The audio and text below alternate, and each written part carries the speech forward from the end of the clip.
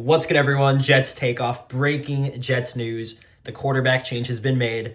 Tim freaking Boyle will be starting for the New York Jets against Tua and the Dolphins offense on Friday.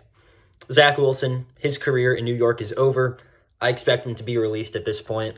It seems like he has zero future on this team, and this is the nail in the coffin, which we thought was going to happen last year. But instead, Joe Douglas tripled down on his dumb decision and didn't bring in a legit backup quarterback. So now Tim Boyle, who threw for 1 touchdown and 13 interceptions in his collegiate career, will be starting for the New York Jets versus Mike McDaniel and Tua's offense. Wow.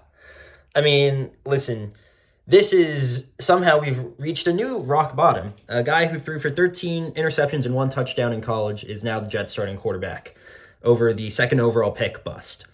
I will say this about Tim Boyle, though.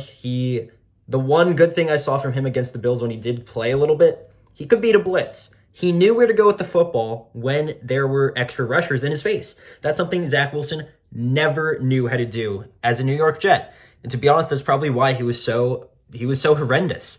Tim Boyle knows how to beat the blitz. He's decisive, maybe a little too decisive, as we saw when he threw into triple coverage towards the end of the game. But I'll give him that. He seems like a quick processor. And they were even saying on the CBS broadcast, which I found crazy, is that coaches such as Mike McCarthy were raving about Tim Boyle and that there's a lot of belief in him, which I find pretty ridiculous. But you'd assume that NFL coaches know more than us as fans. But, I mean, Tim Boyle's just starting quarterback because Zach was not getting it done. Was Zach Wilson the only issue? Absolutely not. He was not.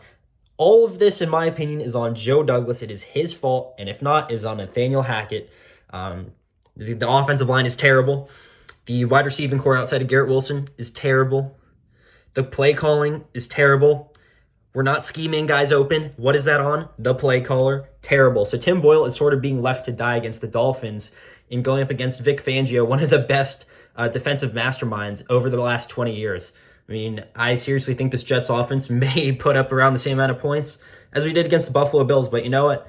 It's just the Jets trying to get a spark on offense. So with this news, you could only assume that Trevor Siemian will be elevated to quarterback 2, and then Zach Wilson probably gets released. But you know, it's really a shame how in a season where Aaron Rodgers was supposed to lead the Jets to the playoffs, Tim Boyle is now our starting quarterback. And the Jets, the Dolphins scored more touchdowns, I believe, in their game versus the Denver Broncos than the Jets have all season. That is utterly pathetic. So this move really doesn't do anything to me. And the Jets, the season's already over, boys. It is over. Ladies and gentlemen, the season is over because the Jets are not winning anything. Nothing. Rodgers, he should not even be allowed to touch the football field to come back with this horrendous offensive line. Sit and recover, do whatever you want, take ayahuasca, do another darkness retreat. I don't care, but don't step on this field because if he hurts his Achilles again, then, you know, this is a complete waste. We wasted draft picks. We wasted Woody Johnson's money, all that stuff. But, you know, I'm interested to see what Tim Boyle can do because I think the expectations are so low. So, it'll be interesting to see if Jets fans get somehow even more disappointed. I'm going to lean towards no, but, you know, the Jets have proved us wrong this entire season. So let me know what you think about this quarterback change with Tim Boyle, what it means for the Jets. Side tangent, though, I've had it. I've had it with this entire coaching staff, aside from Jeff Ulbrich. I've had it with Joe Douglas. Woody Johnson needs to step in, and, you know, he needs to get rid of these guys who are to blame for the Jets' problems. The Jets are now embarrassing. Jets fans who have so much patience, such as Jet Central, wearing his merch. He is losing his mind. He's one of the most cool, calm, collected Jets fans that I've followed since 2018. He has lost it. He's had his wits' end. It's crazy. But no, the Jets brand of football, it's truly embarrassing right now. And Woody Johnson, if he has some pride in his football team, he needs to do what's right. He needs to fire Nathaniel Hackett. He needs to fire Robert Saleh, who's emotionless, who's Todd Bowles 2.0, bad time management, doing nothing on the sidelines, not holding players accountable. It's week 11, week 12? It's about time that Zach Wilson finally gets the heave-ho. But you know what? It should be Nathaniel Hackett. But no, it's because Aaron Rodgers. We're putting one player above everyone. And I get how good Aaron Rodgers is.